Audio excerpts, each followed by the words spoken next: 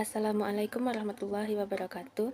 Perkenalkan, nama saya Miftahul Jannah dengan NIM 21234040 dari Prodi Perpustakaan dan Ilmu Informasi. Saya akan menjelaskan secara singkat beberapa materi mata kuliah pendidikan kewarganegaraan, pertama konsep dan urgensi PKN. Secara konseptual, istilah kewarganegaraan tidak bisa dilepaskan dengan istilah warga negara. Selanjutnya, ia juga berkaitan dengan istilah pendidikan kewarganegaraan. Dalam literatur Inggris, ketiganya dinyatakan dengan istilah citizen, citizenship, dan citizenship education. Konsep warga negara Indonesia adalah warga negara dalam arti modern, bukan warga negara seperti pada zaman Yunani kuno yang hanya meliputi angkatan perang, artis, dan ilmuwan atau filsuf. Menurut undang-undang yang berlaku saat ini, warga negara adalah warga suatu negara yang ditetapkan berdasarkan peraturan perundang-undangan. Mereka dapat meliputi TNI, Polri, petani, pedagang, dan profesi, serta kelompok masyarakat lainnya yang telah memenuhi syarat menurut undang-undang. Mencermati arti dan maksud pendidikan kewarganegaraan, sebagaimana yang ditegaskan dalam Undang-Undang Republik Indonesia Nomor 20 Tahun 2003 tentang Sistem Pendidikan Nasional yang menekankan pada pembentukan warga negara agar memiliki rasa kebangsaan dan cinta tanah air, maka muncul pertanyaan bagaimana upaya para pendiri negara dan pemimpin negara membentuk semangat kebangsaan dan cinta tanah air. Sumber historis, sosiologis, dan politik tentang PKN di Indonesia. Secara historis, PKN di Indonesia awalnya diselenggarakan oleh organisasi pergerakan yang bertujuan untuk membangun rasa kebangsaan dan cita-cita Indonesia merdeka. Secara sosiologis, PKN Indonesia dilakukan pada tataran sosial kultural oleh para pemimpin di masyarakat yang mengajak untuk mencintai tanah air dan bangsa Indonesia. Secara politis, PKN Indonesia lahir karena tuntutan konstitusi atau Undang-Undang 1945 dan sejumlah kebijakan pemerintah yang berkuasa sesuai dengan masanya. Pendidikan kewarganegaraan yang berlaku di suatu negara perlu memperhatikan kondisi masyarakat. Walaupun tuntutan dan kebutuhan masyarakat telah diakomodasi melalui peraturan perundangan, namun perkembangan masyarakat akan bergerak dan berubah lebih cepat. Era globalisasi yang ditandai oleh perkembangan yang begitu cepat dalam bidang teknologi informasi mengakibatkan perubahan dalam semua tatanan kehidupan, termasuk perilaku warga negara. Termasuk warga negara, utamanya peserta didik. Kecenderungan perilaku warga negara ada dua, yakni perilaku positif dan negatif. PKN perlu mendorong warga negara agar mampu memanfaatkan pengaruh positif perkembangan iptek untuk membangun negara-negara. Sebaliknya, PKN perlu melakukan intervensi terhadap perilaku negatif warga negara yang cenderung negatif. Oleh karena itu, kurikulum PKN termasuk materi metode dan sistem evaluasinya harus selalu disesuaikan dengan perkembangan iptek. Esensi dan urgensi PKN untuk masa depan. Nasib sebuah bangsa tidak ditentukan oleh bangsa lain, melainkan sangat tergantung pada kemampuan bangsa sendiri. Indonesia akan menjadi bangsa yang apakah Indonesia akan berjaya menjadi negara yang adil dan makmur di masa depan? Atau Indonesia akan menjadi bangsa yang bermartabat dan dihormati oleh bangsa lain? Semuanya sangat tergantung pada bangsa Indonesia. Demikian pula untuk masa depan, PKN sangat ditentukan oleh eksistensi konstitusi negara dan bangsa Indonesia. PKN akan sangat dipengaruhi oleh konstitusi yang berlaku dan perkembangan tuntutan kemajuan bangsa. Bahkan yang lebih penting lagi, akan sulit ditentukan oleh pelaksanaan konstitusi yang berlaku. Esensi dan urgensi identitas nasional sebagai salah satu determinan pembangunan karakter bangsa. Identitas nasional adalah sebuah ciri yang dimiliki suatu bangsa yang secara filosofis membedakan bangsa tersebut dengan bangsa lain. Dengan memahami identitas bangsa, diharapkan akan memahami jati diri bangsa, sehingga menumbuhkan kebangsaan sebagai bangsa. Identitas nasional menunjukkan karakteristik unik suatu kelompok nasional yang membedakannya dari karakteristik kelompok nasional lainnya. Alasan diperlukannya identitas nasional di Indonesia yaitu sebagai pemersatu bangsa, merupakan salah satu tujuan utama dari adanya identitas nasional suatu negara dan dapat disimbolkan sebagai alat yang nantinya akan mempersatukan bangsa tersebut. Yang kedua, sebagai pembeda. Tentunya sebuah identitas nasional akan menjadi alat pembeda yang akan membedakan sebuah negara dengan negara lain secara lebih spesifik dan terkhusus. Yang ketiga, landasan sebuah negara. Identitas nasional juga sebagai panduan sebuah pemersatu dan merupakan pegangan agar bisa mewujudkan dan berkembang dengan segala potensi dan kemampuan yang dimiliki oleh negara tersebut. Yang keempat, sebuah identitas, di mana ada beragam identitas yang menjadi hal yang menonjol antara satu negara dengan negara lain, dan tentunya ini akan menjadi hal penentu bagaimana ciri khas dan identitas sebuah negara dengan mengungkapkan identitas nasional negara tersebut. Identitas, sumber historis, sosiologis, dan politis identitas nasional Indonesia. Secara historis, identitas nasional Indonesia ditandai ketika munculnya kesadaran rakyat Indonesia sebagai bangsa yang sedang dijajah oleh asing pada tahun 1908 yang dikenal dengan masa kebangkitan nasional. Namun dampaknya telah meluas sampai pada kebudayaan Sunda, Madura, dan Bali. Kongres Bahasa Sunda diselenggarakan di Bandung tahun 1924. Secara historis, pengalaman kongres telah banyak memberikan inspirasi yang mengkristal akan kesadaran berbangsa yang diwujudkan dengan semakin banyak berdirinya organisasi kemasyarakatan dan organisasi politik. Secara sosiologis, identitas nasional telah terbentuk dalam proses interaksi, komunikasi, dan persinggungan budaya secara alamiah, baik melalui perjalanan panjang menuju Indonesia merdeka maupun melalui pembentukan intensif pasca kemerdekaan. Dalam kegiatan tersebut terjadi interaksi antar etnis, antar budaya, antar bahasa, antar golongan yang terus-menerus dan akhirnya menyatu berafiliasi dan memperkokoh NKRI. Secara politis, bentuk-bentuk identitas nasional ini telah diatur dalam peraturan perundang-undangan, baik dalam UUD maupun dalam peraturan yang lebih khusus. Semua bentuk identitas nasional ini telah diatur dan tentu perlu disosialisasikan dari satu generasi ke generasi berikutnya. Empat identitas nasional yaitu pertama, meliputi bendera, bahasa, dan lambang negara serta lagu kebangsaan diatur dalam peraturan perundangan khusus yang ditetapkan dalam Undang-Undang Nomor 24 Tahun 2009 tentang bendera, bahasa, dan lambang negara serta lagu kebangsaan. Argumen tentang dinamika dan tantangan identitas nasional Indonesia. Tantangan mengembangkan identitas nasional terletak pada pikiran dan sikap yang terbuka untuk menghormati keanekaragaman, mendorong demokrasi yang partisipatif, memperkuat penegakan hukum, serta memajukan solidaritas terhadap mereka yang lemah atau korban, di mana negeri Indonesia adalah ruang publik sebagai tempat kita hidup. Esensi dan urgensi identitas nasional adalah: identitas nasional sangat penting bagi bangsa karena yang pertama, untuk membuat bangsa Indonesia dikenal bangsa lain. Yang kedua, identitas nasional untuk negara bangsa sangat penting untuk kelangsungan hidup bangsa dan negara. Ketiga, identitas nasional penting untuk otoritas negara dan bangsa Indonesia dengan mengetahui identitas masing-masing, rasa saling menghormati, saling pengertian akan berkembang, dan tidak ada stratifikasi antar negara. Faktor-faktor yang mendukung lahirnya identitas nasional Indonesia adalah: yang pertama, faktor objektif, yaitu meliputi faktor geografis, ekologis, dan demografis. Yang kedua, faktor subjektif, yaitu faktor historis, sosial, politik, dan kebudayaan yang dimiliki bangsa Indonesia. Selanjutnya, integrasi nasional.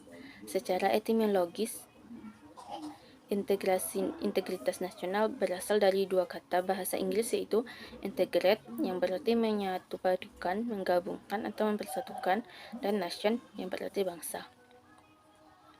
Dapat diartikan integrasi nasional sebagai upaya atau proses menyatukan berbagai perbedaan-perbedaan yang ada pada masyarakat sehingga menjadi selaras dalam sebuah bangsa. Perbedaan tersebut dapat berupa suku, daya, bahasa, agama, ras, dan faktor kebangsaan lainnya. Dengan integrasi nasional dapat mempersatukan perbedaan-perbedaan yang ada di Indonesia, sehingga tidak adanya konflik perpecahan yang terjadi dikarenakan perbedaan semata. Di sisi lain, masyarakat dapat menyaring ideologi asing dengan mengambil sisi positif dan membuang sisi negatifnya. Selain itu, menumbuhkan kemampuan masyarakat itu sendiri untuk mencegah dominasi ekonomi negara lain. Sumber historis, sosiologis, dan politik integrasi nasional. Perkembangan sejarah integrasi di Indonesia menurut Suroyo, sejarah menjelaskan bahwa bangsa kita sudah mengalami pembangunan integrasi sebelum Indonesia merdeka. Menurut Suroyo, terdapat 3 model integrasi dalam sejarah. Yang pertama, model integrasi Imperium Majapahit, yaitu model integrasi pertama ini bersifat kemaharajaan Majapahit. Struktur kemaharajaan yang begitu luas ini berstruktur konsentris. Yang kedua, model integrasi kolonial. Model integrasi kedua ini lebih tepat disebut dengan integrasi atas wilayah Hindia Belanda yang baru sepenuhnya dicapai pada awal abad ke-19 dengan wilayah yang terbentang dari Sabang sampai Merauke. Yang ketiga, model integrasi nasional Indonesia. Sedangkan integrasi model ketiga ini dimaksudkan untuk membentuk kesatuan yang baru, yakni bangsa Indonesia yang merdeka, memiliki semangat kebangsaan yang baru atau kesadaran kebangsaan yang baru. Model integrasi nasional ini diawali dengan tumbuhnya kesadaran berbangsa, khususnya pada diri orang-orang Indonesia yang mengalami proses pendidikan sebagai dampak dari politik etis pemerintahan kolonial Belanda. Argumen tentang dinamika dan tantangan integrasi nasional. Dinamika itu bisa kita contohkan peristiwa integrasi berdasar jenis integrasi sebagai berikut. Integrasinya bangsa tanggal 15 Agustus 2005 melalui MOU di Vantaa, Helsinki, Finlandia. Pemerintah Indonesia berhasil secara damai mengajak gerakan Aceh Merdeka untuk kembali bergabung setia memegang teguh kedaulatan bersama Negara Kesatuan Republik Indonesia.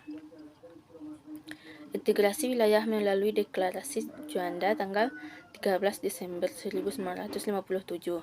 Pemerintah Indonesia mengumumkan kedaulatan wilayah Indonesia, yakni lebar laut teritorial seluas 12 mil, diukur dari garis yang menghubungkan titik-titik ujung yang terluar pada pulau negara Indonesia.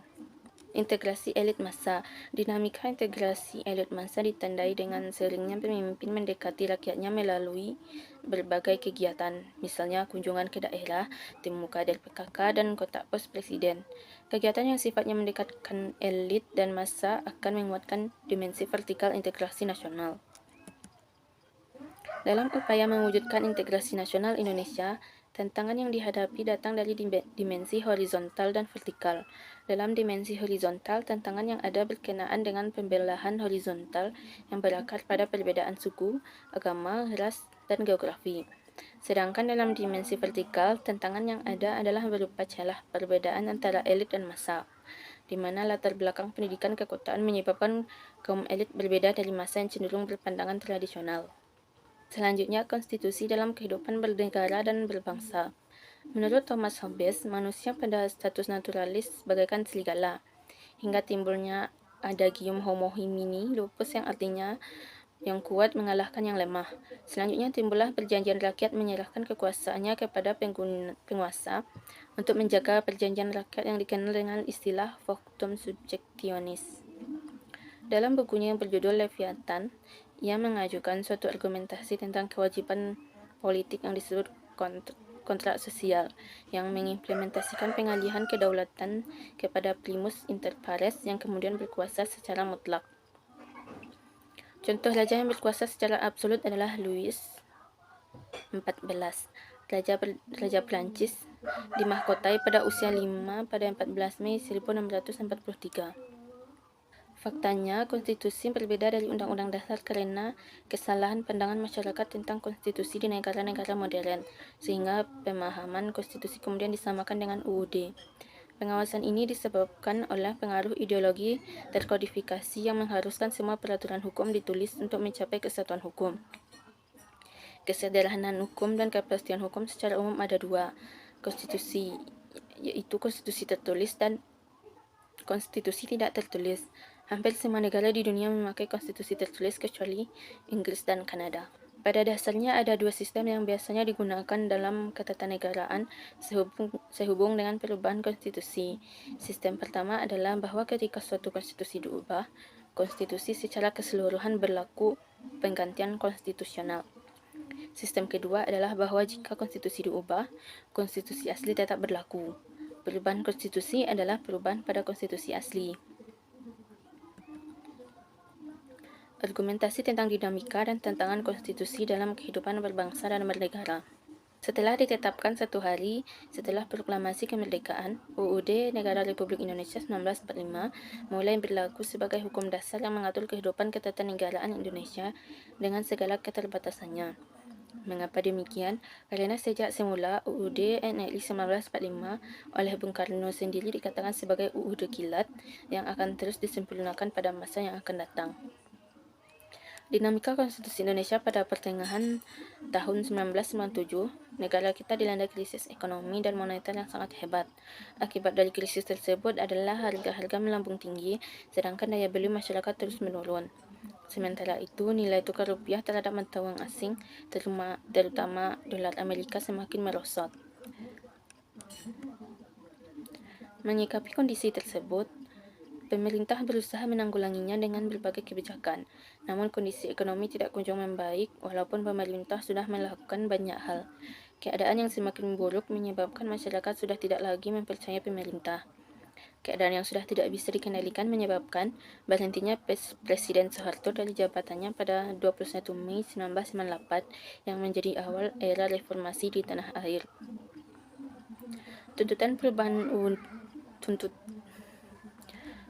perubahan UUD NRI 1945 merupakan suatu terobosan yang sangat besar, karena belum pernah terjadi sebelumnya. Sikap politik pemerintah yang diperkuat oleh MPR berkehendak untuk tidak mengubah UUD NRI 1945.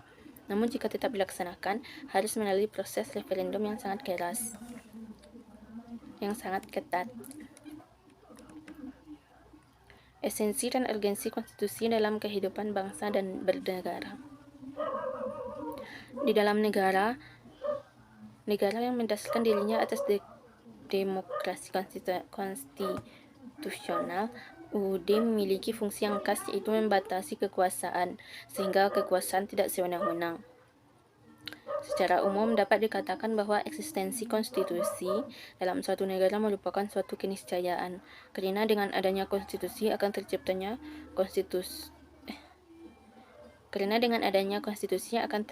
kekuasaan dalam menjalankan negara. Selain itu, adanya konstitusi juga menjadi hal yang sangat penting untuk menjamin hak-hak dasar warga negara sehingga tidak terjadi suatu hal dan perlakuan sewenang-wenang dari pemerintah. Konsep dan urgensi harmoni kewajiban dan hak negara dan warga negara. Konsep yang perlu diusung adalah menyeimbangkan dalam menuntut hak dan menunaikan kewajiban yang melekat padanya. Yang menjadi persoalan adalah rumusan aturan dasar dalam UUD NRI tahun 1945 yang menjamin hak-hak dasar warga negara sebagian besar tidak dibarengi dengan aturan dasar yang menuntut kewajiban-kewajiban yang harus dipenuhi. Padahal sejatinya dalam setiap hak melekat kewajiban. Setidak-tidaknya kewajiban menghormati hak orang lain. Alasan mengapa diperlukan harmoni kewajiban dan hak negara dan warga negara Indonesia.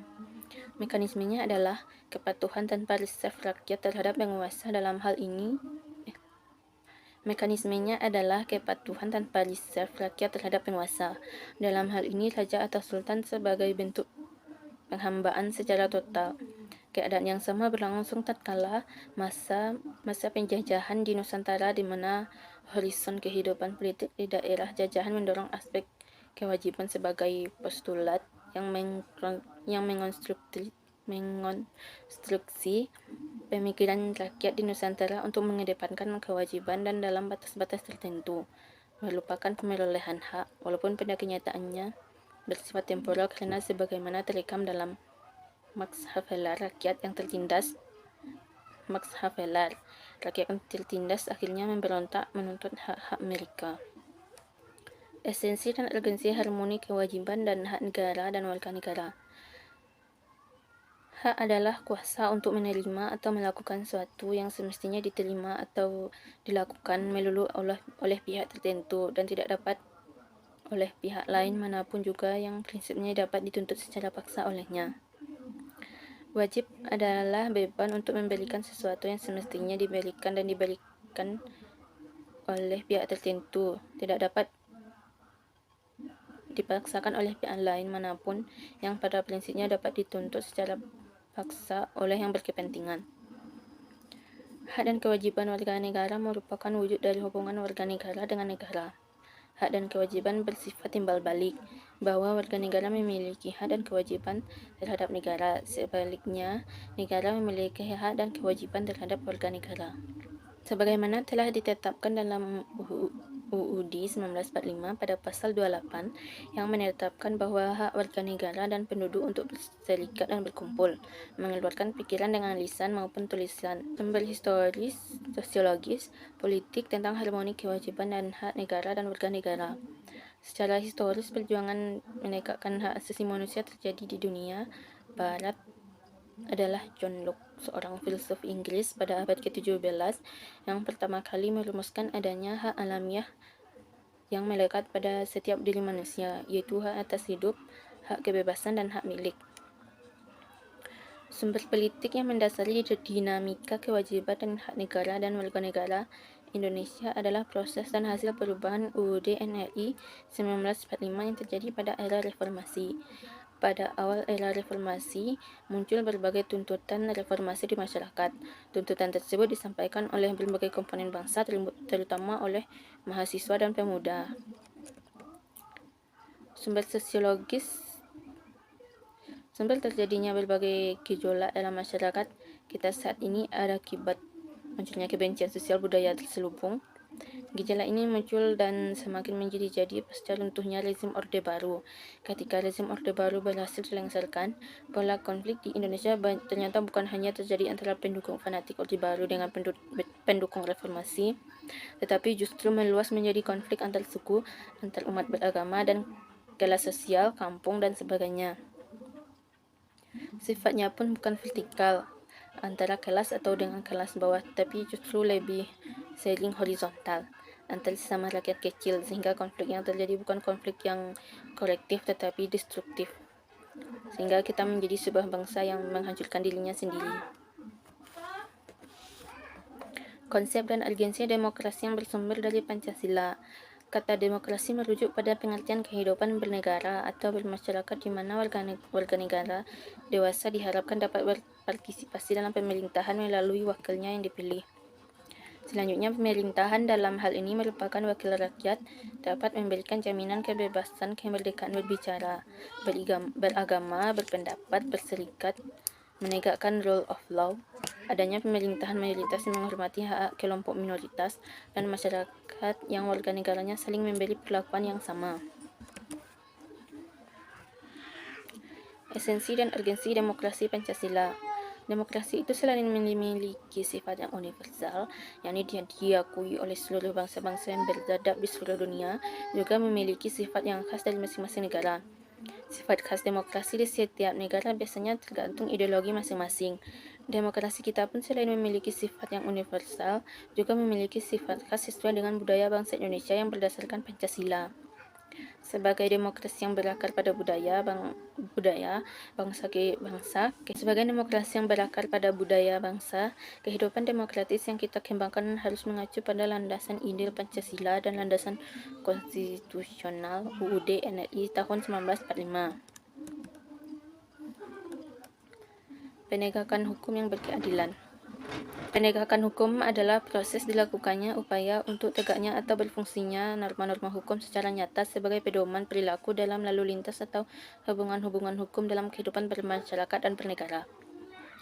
Ditinjau dari sudut subjeknya, penegakan hukum itu dapat dilakukan oleh subjek yang luas dan dapat pula diartikan sebagai upaya penegakan hukum oleh subjek dalam arti yang terbatas atau sempit. Apabila tujuan negara hanya menjaga ketertiban, maka tujuan negara itu terlalu sempit. Tujuan negara yang lebih luas adalah agar setiap manusia terjamin kesejahteraannya di samping keamanannya. Dengan kata lain, negara yang memiliki kewenangan mengatur masyarakat perlu ikut mensejahterakan masyarakat. Hukum bertujuan untuk mengatur kehidupan dan keterlibatan masyarakat. Untuk mewujudkan masyarakat yang tertib, maka hukum harus dilaksanakan atau ditegakkan secara konsekuen. Apa yang tertera dalam peraturan hukum seyogyanya dapat terwujud dalam pelaksanaannya di masyarakat. Dalam hal ini, penegakan hukum pada dasarnya bertujuan untuk meningkatkan ketertiban dan kepastian hukum dalam masyarakat sehingga masyarakat merasa memperoleh perlindungan dan perlindungan akan haknya. Dalam upaya mewujudkan sistem hukum nasional yang bersumber pada Pancasila dan Undang-Undang Negara Republik Indonesia tahun 1945, bukan hanya diperlukan pembaharuan materi hukum, tetapi yang lebih penting adalah pembinaan aparatur hukumnya sebagai pelaksana dan penegak hukum.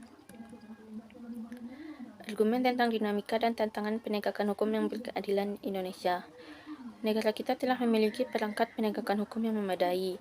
Di era globalisasi yang penuh dengan iklim materialisme, banyak tantangan yang dihadapi oleh aparat penegak hukum. Mereka harus memiliki sikap baja, akhlak mulia, dan karakter yang kuat dalam menjalankan tugas. Dalam hal ini, aparatur penegak hukum harus kuat dan siap menghadapi berbagai ujian,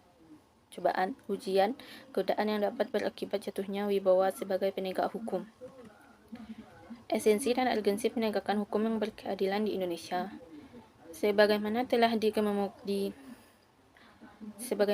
dikemukakan terlebih dahulu, bahwa sudah sejak lama Cicero menyatakan ubi societas ibilus, di mana ada masyarakat, di sana ada hukum. Bahkan apabila kita kaji kitab suci yang diturunkan oleh Tuhan Yang Maha Esa, Anda pasti akan menemukan betapa banyaknya aturan-aturan yang dinyatakan dalam setiap ayat kitab suci tersebut. Namun tampaknya ada peraturan hukum saja tidak cukup. Tahap yang lebih penting adalah penegakan dan kepastian hukum. Konsep dan urgensi wawasan Nusantara. Wawasan Nusantara adalah paradigma bangsa Indonesia untuk meyakini sebuah tujuan nasional dalam kesatuan wilayah kepulauan Indonesia. Secara etimologi, wawasan Nusantara berasal dari kata wawas yang berarti melihat, serta nusa yang berarti kepulauan. Menurut Lembaga Ketahanan Nasional tahun 1999, wawasan Nusantara adalah cara pandang dan sikap bangsa Indonesia mengenai diri sendiri dan lingkungannya yang serba beragam dan bernilai strategis dengan mengutamakan persatuan dan kesatuan bangsa, serta kesatuan wilayah yang penyelenggaraan kehidupan bermasyarakat, berbangsa, dan bernegara untuk mencapai tujuan nasional. Alasan diperlukannya wawasan Nusantara yaitu menurut pengertian wawasan Nusantara adalah landasan berpikir rakyat Indonesia. Oleh sebab itu, jika wawasan Nusantara tidak ada, maka seseorang akan sulit untuk berperilaku sesuai dasar-dasar luhur bangsa Indonesia. Sumber historis, sosiologis, dan politik wawasan Nusantara. Sumber historis lahirnya konsepsi wawasan Nusantara berawal dari Perdana Menteri Insinyur Juanda Kartawijaya yang pada tanggal 13 Desember 1957 mengeluarkan deklarasi yang dikenal dengan Deklarasi Juanda. Isi pokok deklarasi ini ialah bahwa lebar laut teritorial Indonesia 12 mil, yang dihitung dari garis yang menghubungkan pulau terluar Indonesia dengan garis teritorial yang baru ini, wilayah Indonesia menjadi satu kesatuan wilayah. Laut di antara pulau bukan lagi sebagai pemisah kerana tidak lagi laut bebas, namun sebagai penghubung pulau. Setelah keluarnya Deklarasi Juanda, dibentuklah Undang-Undang Nomor 4 Tahun 1960 tentang Perairan Indonesia. Sumber sosiologis wawasan Nusantara bermula dari wawasan kewilayahan. Sebagai konsepsi kewilayahan, bangsa Indonesia mengusahakan dan memandang wilayah sebagai satu kesatuan. Seiring tuntunan perkembangan, konsepsi wawasan Nusantara mencakup pandangan akan satu kesatuan politik, ekonomi, sosial budaya, serta pertahanan keamanan termasuk persatuan sebagai satu bangsa. Sumber politis wawasan Nusantara yaitu ada kepentingan nasional, bagaimana agar wilayah yang utuh dan bangsa yang bersatu ini dapat dikembangkan, dilestarikan, serta dipertahankan secara terus-menerus. Kepentingan nasional itu adalah turunan lanjut dari cita-cita nasional. tujuan nasional dan visi nasional. Cita-cita nasional bangsa Indonesia sebagaimana yang tertuang dalam pembukaan UUD 1945 alinea 2 adalah untuk mewujudkan negara Indonesia yang merdeka, bersatu, berdaulat, adil, dan makmur. Dinamika dan tantangan wawasan Nusantara. Wawasan Nusantara adalah cara pandang dan sikap bangsa Indonesia mengenai diri dan bentuk geografinya berdasarkan Pancasila dan UUD 1945.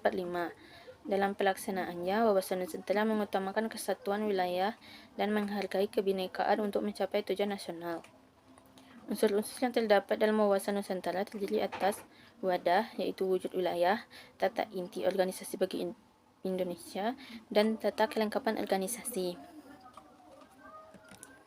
Esensi dan urgensi wawasan Nusantara adalah kesatuan atau keutuhan wilayah dan persatuan bangsa.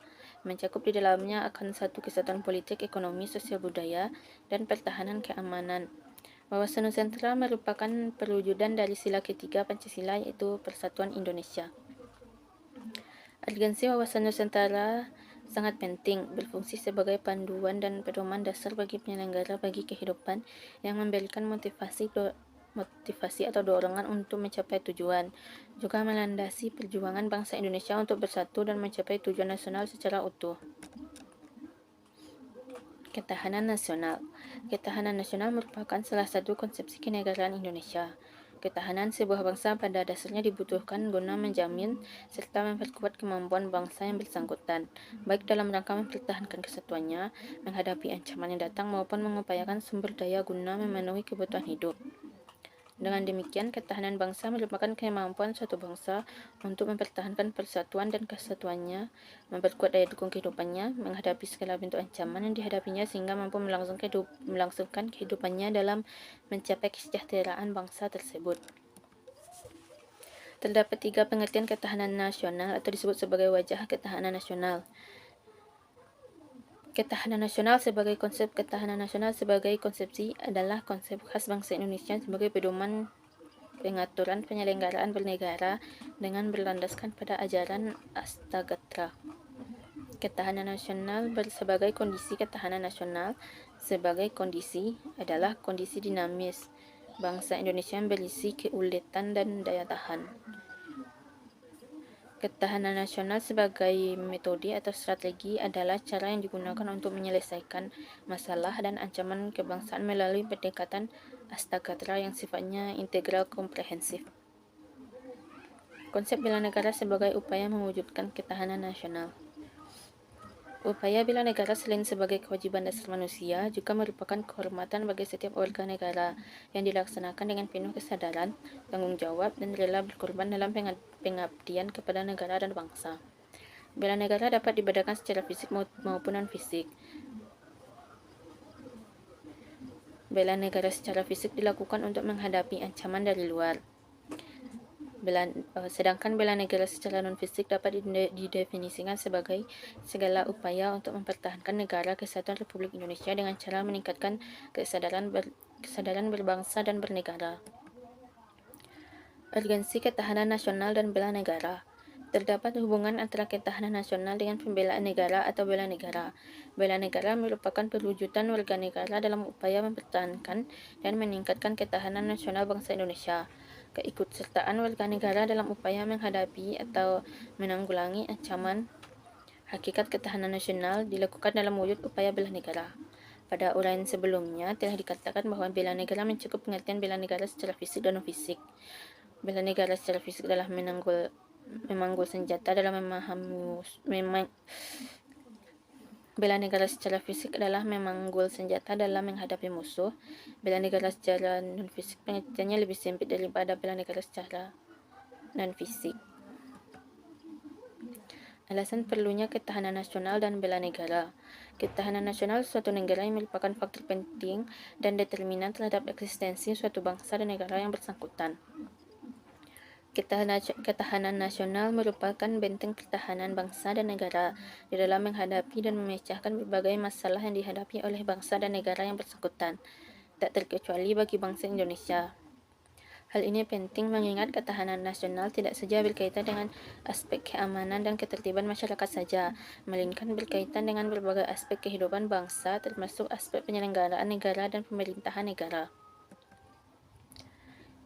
Sumber historis, sosiologis, politik tentang ketahanan nasional dan bela negara. Secara historis, gagasan tentang ketahanan nasional bermula pada awal tahun 1960-an di kalangan militer Angkatan Darat di SSKAD yang sekarang bernama SESKAD. Masa itu sedang meluasnya pengaruh komunisme yang berasal dari Uni Soviet dan Cina. Pengaruh komunisme menjalar sampai kawasan Indochina sehingga satu persatu kawasan Indochina menjadi negara komunis seperti Laos, Vietnam, dan Kamboja. Tahun 1960-an terjadi gerakan komunis di Filipina, Malaysia, Singapura, dan Thailand. Bahkan gerakan komunis Indonesia mengadakan pemberontakan pada 30 September 1965 namun akhirnya dapat diatasi. Ideologis ketahanan nasional bermula dari ancaman setelah Perang Dingin terhadap budaya dan kebangsaan. Inti ketahanan nasional pada dasarnya berada pada tataran mentalitas bangsa Indonesia sendiri dalam menghadapi dinamika masyarakat itu sendiri. Sumber politik dan politik ketahanan nasional dewasa ini sangat dipengaruhi oleh kondisi ketidakadilan sebagai musuh bersama. Konsep ketahanan juga tidak hanya ketahanan nasional, tetapi sebagai konsepsi yang berlapis atau ketahanan berlapis. Dinamika dan tantangan ketahanan nasional bela negara.